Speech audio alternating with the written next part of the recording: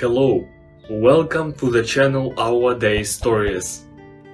Sit back and listen to a new story. But don't forget to subscribe and like it. In these stories, we learn how love can arise in the most unexpected places and overcome the most incredible challenges. Listen to 3 stories from people who have shared love stories from their lives. If you have a story to share, send it to this email, revellife.stories@gmail.com.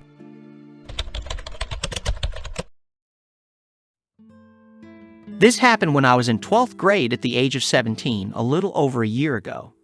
I had a crush on this girl for a while, since late 2015. I'll be honest, she was the most beautiful girl I had ever seen. Every time I walked past her or was near her, I felt a unique and intense feeling. I had never experienced anything like it before. We were never friends, but here's the thing about me. I have autism, anxiety, and ADHD. So I was really scared to talk or even say something to her. I only had her in one class every other year. But during the start of my senior year of high school, I had her in 5th period. You might be wondering, if you've had her in class every other year, why didn't you feel nervous or anxious those other times? The first time I had her in class was in 6th grade, and towards the end of that year, I realized I had some interest in this girl. The second time I had her in a class was in 9th grade, my freshman year. It was a physical education class, and since we were outside most of the time, I didn't really get a chance to say anything. But during my senior year, I started to develop strong feelings for her. It was my last year of high school, and I thought I had the entire 2 semesters to at least say something to her or have a small talk. However, she already knew that I liked her, and that made the whole situation a little difficult for me. With my anxiety and autism, I tried so hard not to do anything weird that she might find out about me, which only made my anxiety worse. At one point, I even tried to give her a gift, a Lego part from that scene in the Allegio movie 2, and wrote a letter. I don't remember exactly what I wrote, but I kept thinking that she didn't read it or even keep the gift. That's when I had an idea, which I thought was a way to talk to her. Just to provide some context, I was an office assistant in the front office during my 6th period, which was after I had class with her. The office had folders with all the students' information, and that's when I found her information. I took a picture of it, put the folder back, and went home after school. Obviously, it didn't have her number, but it had her mom's phone number. I thought that was the closest I could get to her. I felt guilty after taking the picture of her information. When I saw her mom, I said hi, but she seemed scared because she didn't know who I was. I decided to be honest and told her that I found her daughter's information. She didn't get mad or upset with me. She just said, "Thanks for being honest with me." After that, I wanted to get my mind off the situation, so I went to see the new Spider-Man movie, No Way Home, and that helped distract me a little. But when I came back from Christmas break, I got called to the office. The girl had told a counselor about me texting her mom and finding her information. The counselor told me to delete the photo and remove her contact from my phone. I had a mental breakdown afterward and was upset throughout the whole day. I told my mom about it, and she wasn't mad because she knew that I liked the girl. I mustered up the courage to apologize to the girl 3 months later. However, I don't think she forgave me. She simply said, "Okay," and left. I wish I could have said more, but I was too nervous. After high school ended, I was upset that I missed my chance to say anything to her. But one day, in August, when I went to a doctor's appointment with my mom, a lady came in wearing a face mask. We exchanged glances, but I didn't think much of it. She approached me and asked, "Is your name Philip?" I said, "Yes," and she introduced herself as the girl's mom. I was surprised and happy. My mom spoke to her about what had happened. She wasn't mad. She simply didn't know me well and didn't recognize who I was. I thought this was my chance. Over time, the girl's mom and I became friends. We hung out twice. The first time was in October 2022 when we had breakfast with her, me, and my mom. The girl wasn't there, but I was okay with it. I gave her mom a gift to show that I wasn't a bad person. Not only did I care for the girl, but I also cared about her family. Sometimes I worry about something happening to them because I care about them a lot. The second time we met was a month ago. It was just me and my mom again. But this time, we went to their house and I was really nervous, scared, and excited all at once. I wasn't sure if the girl would be there, and that worried me. I didn't know what she would think as I headed over. She was there and said hi to me, but there wasn't much conversation after that. She had a friend over, and I didn't want to intrude on whatever they were doing. I gave the girl's mom another gift, a fake flower and a scented candle. She really liked it, and that made me happy. The thing is, I still have feelings for this girl, and I really want to start over with her and say something without getting nervous or being weird. I'm still trying hard not to show anything to her. I might hang out with her again, but I'm not sure what to say. If I do see her, what should I say? Well, I think communication is key. If you get a chance to talk to the girl again, try to have a sincere and open conversation. Be yourself and honestly express your thoughts and feelings. Remember that communication is a two-way street, so listen carefully to what she has to say. Be patient and understanding. Understand that everyone has a different pace of relationship development. It's quite possible that a girl needs time to sort out her feelings, or she may feel differently. Be patient and understand her point of view. If a romantic relationship doesn't work out, focus on maintaining a positive and respectful friendship.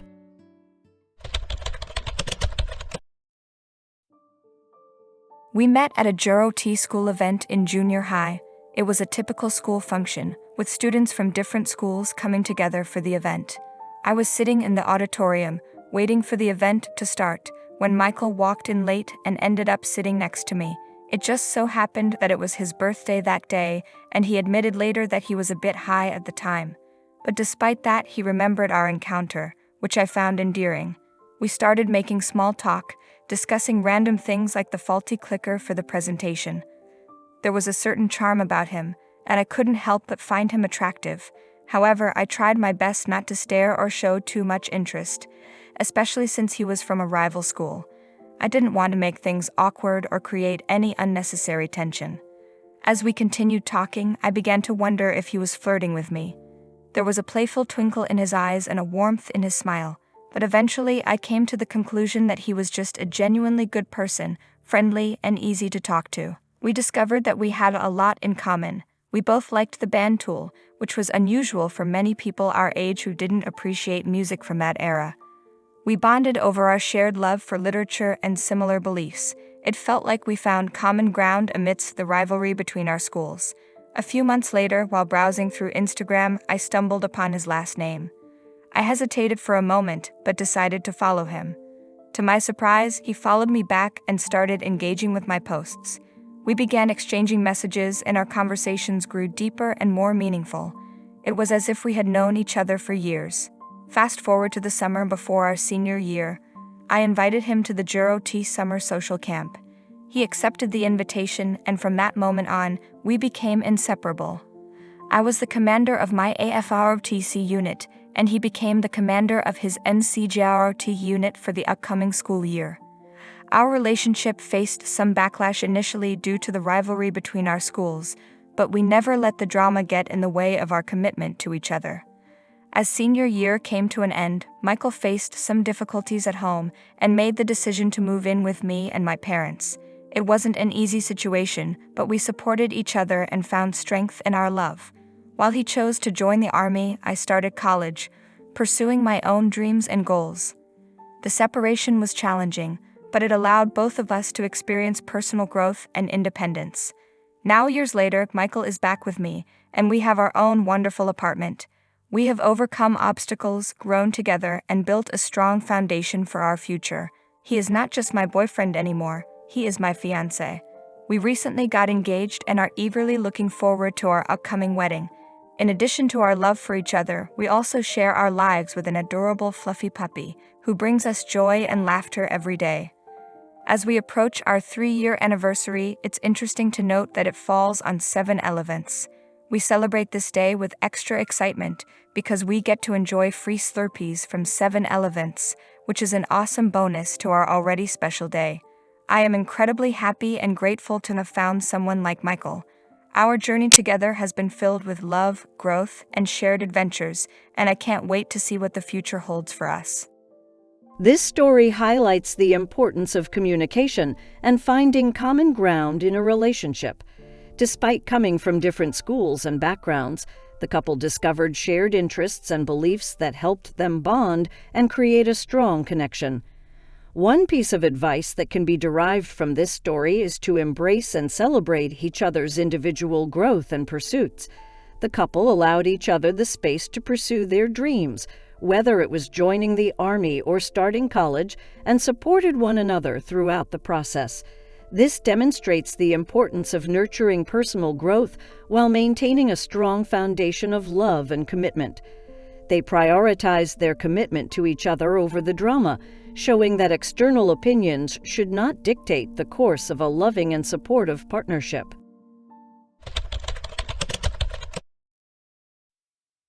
That girl was glowing. It was like she was made of Christmas lights. The first time I saw her, I just thought, oh my God, what a cute chick. But that's it. I didn't really give her a second thought. I just went on with my life. She was really beautiful, but there are a lot of really beautiful girls in this world. Like, I see beautiful girls all the time. But then I soon saw this specific beautiful girl again. And again. And again. I just kept randomly seeing her at different places. And I wasn't even sure if it was really the same girl. It just seems super weird that I keep randomly seeing her at different places like that. However, I was definitely inclined to think it was the same chick. Because, I mean, she glowed, you guys. Like white sneakers in the back of Spencer's Gifts. Either way, the more I saw her, the more she stood out to me. And the more she stood out to me, the more I was able to determine that it was in fact the same exact chick. Eventually, I was able to learn her name, and I even managed to talk to her a little bit. And yeah, she turned out to be coolest, just like unique and nice and super chill and funny. Seemed like she had dope interests and like a kindness to her heart. I mean, I still barely knew her, but yeah, I don't know, I just really liked her. I felt like she was so God special. It just seemed like she was exactly the type of girl I'd always wanted to meet, you know. But well, was I the exact type of dude that she'd always wanted to meet? See, here's the question, my friends. For example, was her perfect Prince Charming a lazy, immature bad guy with a lame job, a lame car, a dirty apartment, and a stupid face? I mean, it seemed technically possible, but... So, yeah, you know me. I didn't go for it. I just didn't have the confidence to try and make anything happen. I didn't want to seem like a character from Monsters Inc. thinking he had a shot with one of chicks from Frozen. But I still kept seeing her. Randomly, all of the time, at different places. And of course, every single time she glowed. Like Rainbow Road, alright? So, I'm not really sure exactly when it started, but eventually, without me even realizing it, I kinda started to dress a little nicer each day. Nothing crazy, but you know, I just began to try and look a little less homeless than usual. Just in case I saw a glow girl that day. And again, it wasn't anything insane. I just paid a little more attention to how I looked before I left my apartment each morning because I never knew when I might see her. And like I said, I didn't even really realize it, but it was soon pointed out to me by like multiple people. My boss mentioned something about me looking more professional lately. My parents kept telling me how oddly nice I looked when I saw them. This super cute chick at the coffee place I go to started complimenting my sweaters. It was kinda awesome. But it was also kinda weird because I did quickly put together that the only reason I was dressing nicer was because of Glow Girl. But nobody else knew that obviously. So they all just made it seem like I was finally getting my together or something. And I clearly knew that wasn't the case. I was still just the lame, insecure, neurotic loser who ate fast food every night, smoked too many cigarettes, drank about 10 pots of coffee a day, and cried during rom-coms. But well, that's when I started thinking. Like, okay, stay with me here. I knew that I was bad. Glow Girl didn't know I was bad. And like so far, all I've done is dress a little better, but people were already acting like I was a better person. So I thought maybe I could do it more often. Like, maybe I could pretend that I was really finally getting it together. I mean, I had absolutely no intention of actually getting together. But who says I can't pretend? I mean, I had absolutely no intention of actually getting together. But who says I can't pretend? I knew I was never going to be the type of guy that Glow Girl would picture herself ending up with. But in reality, I didn't really have to be that type of guy. I just needed her to think that I was. I was already randomly seeing her all the time at a bunch different places. I figured all I really had to do was pretend to be a much better person than I actually am whenever I was around her. Alright? So, Operation Good Guy went into effect. Now I had already begun dressing a little nicer, but I kinda wanted to up the ante. So I went out and bought just like a ton of new clothes. Nothing too fancy or expensive, but just, something that was better than what I had been wearing since high school. Then I called my hairdresser, White Rihanna, and got a cool haircut. And I gotta admit, I looked good. Well, as good as I could. I wasn't exactly able to improve the overall goofiness of my face or anything. However, you know what they say. You can't always change the picture, but you can usually give it a sweet frame. Okay, maybe they don't always say that, but they should. Either way, I was no longer just hoping that I'd see Glow Girl every day. I was now also hoping that she'd see me. And well, that's when I started thinking. Like I'd been randomly seeing Glow Girl all the time at different places, right?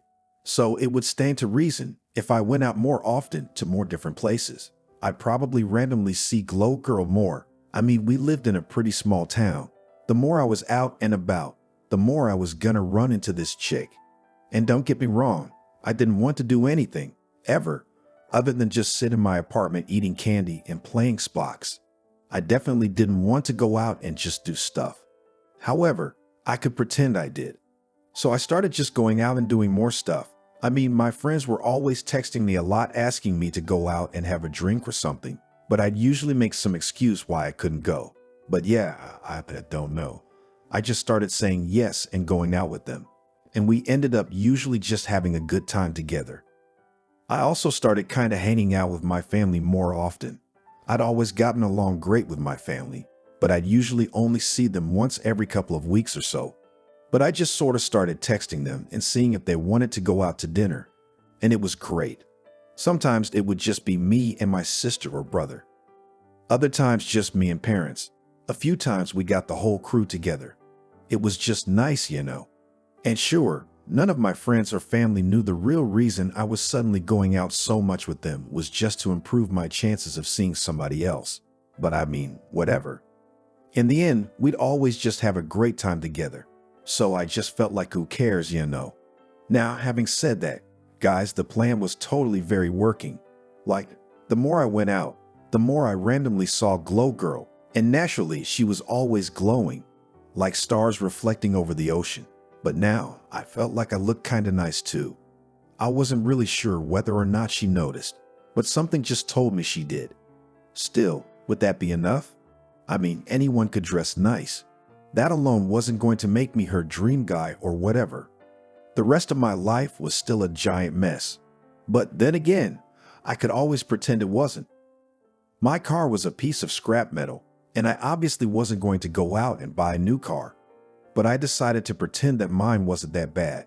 So I cleaned and washed it, went out and bought some new stuff for the interior, just trying to give it a decent look, And yeah, when I was done, she looked pretty good.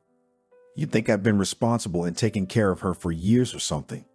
My apartment was just sort of sad, like I'd been living there for a while, but there was barely anything in there. I had 2 bedrooms, but one of them was literally completely empty. So I just went out and bought some stuff. A bunch of new furniture, got some artwork for the walls, a couple of lamps, a few plants. I turned my empty spare bedroom into a neat little comic book covered office. I ended up making my whole apartment look pretty dope. And I knew I'd probably never have Glow Girl in my car or get her back to my apartment or anything. But I mean, I just wanted to make it seem like my life wasn't a giant mess. So yeah, I just figured cleaning up my apartment and car would be a good way to start. And you know what? Again, that kind of worked. Well, I mean, not really, but I was driving the one day and I saw Glow Girl again. She was glowing, of course, like a raver's plastic jewelry. She was with some friends, but she saw me and she waved. So yeah, I just felt like having her see me in my newly washed and clean car was better than having her see me in the dirt box that it very recently was, especially given that she was with her friends. And well, that's when I started thinking. I had yet to really consider the fact that Glow Girl had friends. I mean, I obviously knew she would, but I just hadn't really thought about it before. She was the very coolest, so she probably had a million friends. And we lived in a very small town. So she could be friends with people I passed on the street every day, or random dudes I'd see out, or even like the super cute chick from the coffee place I go to who liked my sweaters. I mean, literally, anyone at all whom I encountered could wind up being her friend. Or if not her friend, maybe her neighbor, or like her cousin, or her old field hockey teammate. Like, the possibilities were endless. And at first, I was like, oh my God, because this whole time I had just been worried about what I looked like and how I acted when I saw Glow Girl. But now I realized that wasn't going to be enough. Because at any time, I could be around people who knew her or were friends with her or whatever.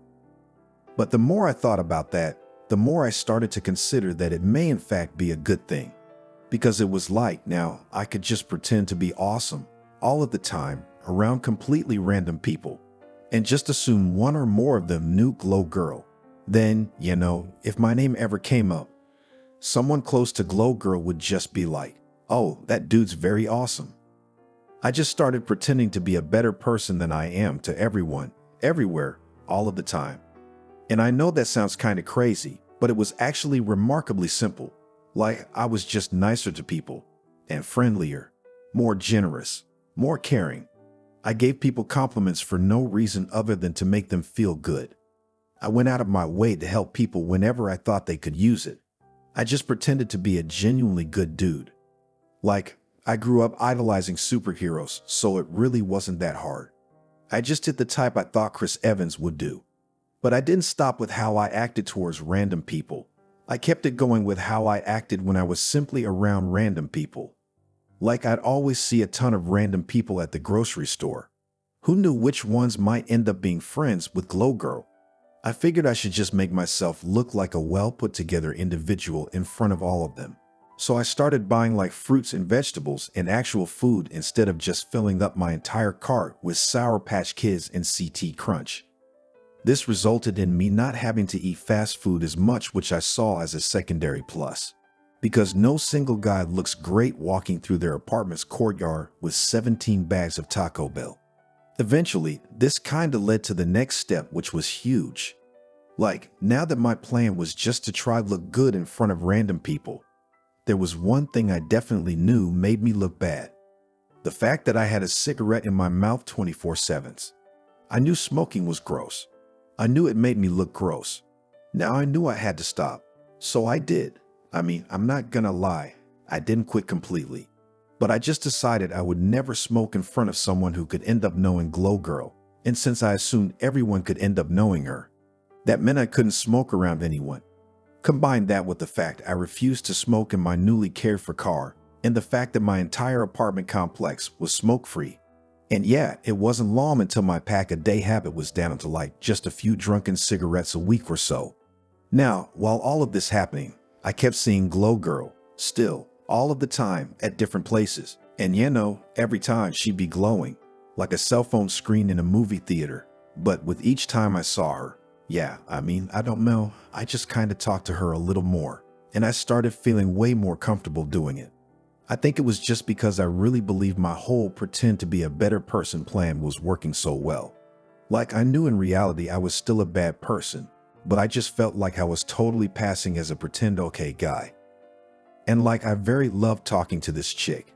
She just made me laugh. I make her laugh a lot too. And yeah, that just made me insanely happy.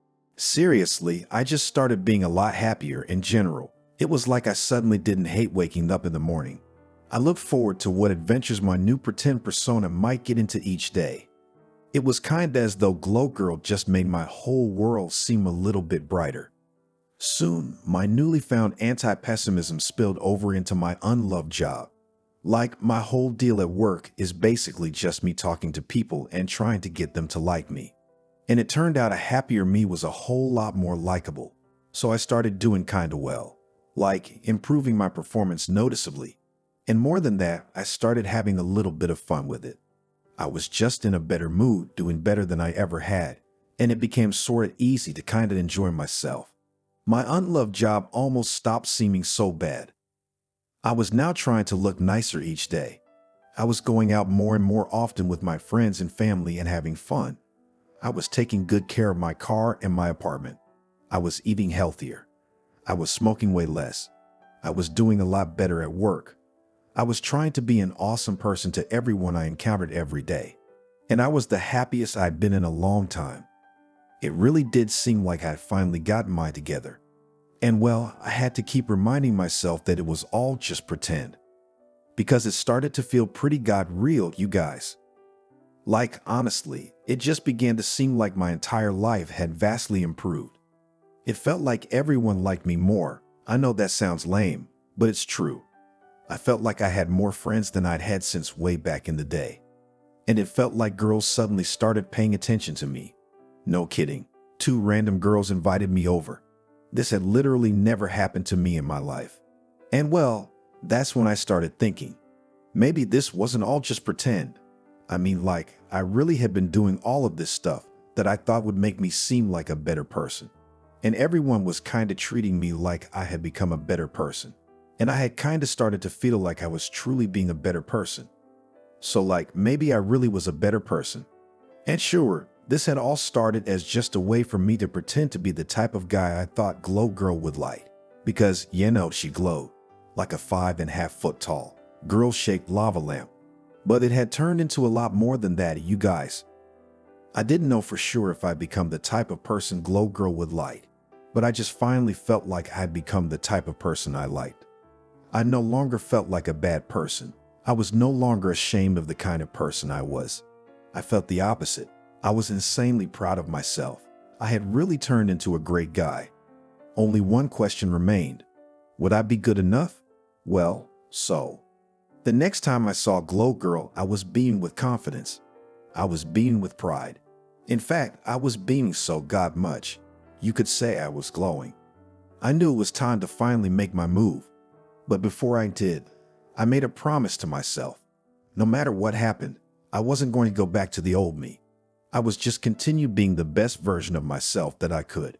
Because even if Glow Girl still didn't like me, that was fine.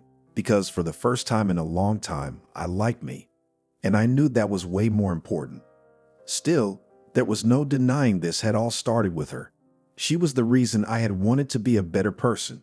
She was the girl of my dreams, you guys. I liked her so much. I'm lame, and I believe in true love. I always have, and I always will. And honestly, I really just felt like she might be it. I mean, she glowed. Like she was made out of sunshine. So I finally asked her out. Nothing major. I just asked her if she wanted to maybe get dinner together sometime. And well, let's all just pretend she said yes. The moral of this story can be interpreted as the power of self-improvement and the influence of positive thinking. The protagonist initially sees a girl who stands out to him but lacks the confidence to pursue a relationship. However, he decides to improve himself, both in appearance and behavior, in an attempt to catch her attention. As he pretends to be a better person and puts effort into his appearance, he notices positive changes in his interactions with others and his own happiness. The story highlights the idea that taking small steps to improve oneself can have a significant impact on one's life. It emphasizes the importance of self-confidence, positive thinking, and personal growth. By focusing on self-improvement, the protagonist experiences personal transformation and finds happiness in the process, even if his ultimate goal of being with the girl remains uncertain.